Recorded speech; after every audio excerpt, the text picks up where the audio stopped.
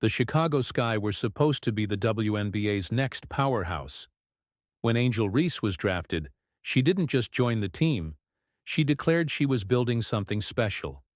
The kind of franchise that would attract the biggest stars. The kind of culture that could turn Chicago into a dynasty. But fast forward to today, and the reality couldn't be more different. The Sky are struggling to attract talent, their roster is looking weaker by the day, and the dream of a super team? It's slipping away fast. So what went wrong? Why are top free agents running in the opposite direction? And is Angel Reese really the centerpiece Chicago thought she would be? Or is she part of the problem? Let's break it all down. Angel Reese was confident.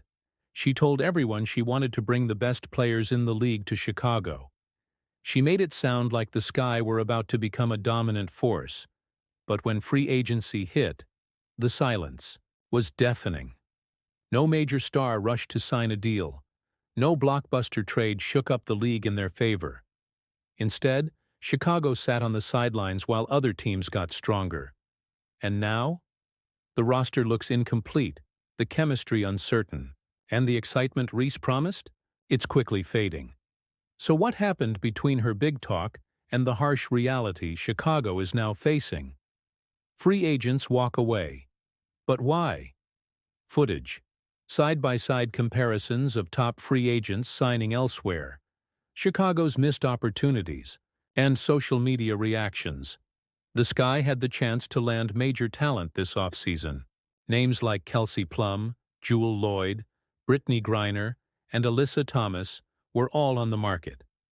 But did any of them choose Chicago? Not a single one. These weren't just random signings. These were statement moves by teams looking to win now.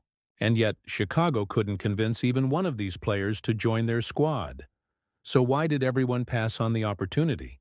Sources point to instability in the front office, concerns about locker room chemistry, and a lack of confidence in Chicago's ability to contend. For players looking for a strong foundation, the Sky simply weren't a safe bet. And that's a huge problem. If the free agency disaster wasn't concerning enough, here's another warning sign. Kennedy Carter, one of Chicago's best players, is gone. She wasn't just a role player, she was their leading scorer. And what's even more shocking? The Sky didn't even offer her a deal to stay.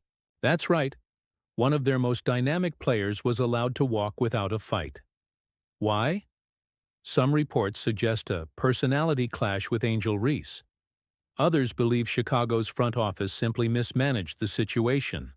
Either way, losing, Carter sends a terrible message. If one of your best talents doesn't even want to stick around, what does that say about the future of the franchise? While Chicago was struggling to keep its roster intact, other teams were stacking up for a championship run. The Indiana Fever locked in veteran leadership with Natasha Howard and even convinced Diana Taurasi to come aboard. The Atlanta Dream landed Brittany Griner, forming one of the scariest front courts in the league. Phoenix? They added Alyssa Thomas and Satu Sabali, instantly turning into a title favorite. Notice a pattern? These teams weren't just adding talent, they were building stability. They were creating environments where stars wanted to play. Meanwhile, Chicago wasn't even in the conversation. And that's a brutal reality check. Angel Reese is a star. She's outspoken, passionate, and undeniably talented. But is her presence helping or hurting the Sky's ability to attract talent? Reports suggest that some players weren't interested in teaming up with Reese. One of those players? Gabby Williams, who Reese personally tried to recruit. And yet Williams turned down the opportunity. If star players don't want to be in Chicago, if they don't want to play alongside one of the WNBA's rising faces, then what does that say about the culture being built? Is Reese's leadership style too intense? Is there drama behind the scenes? These are the questions that Chicago's front office needs to answer before it's too late.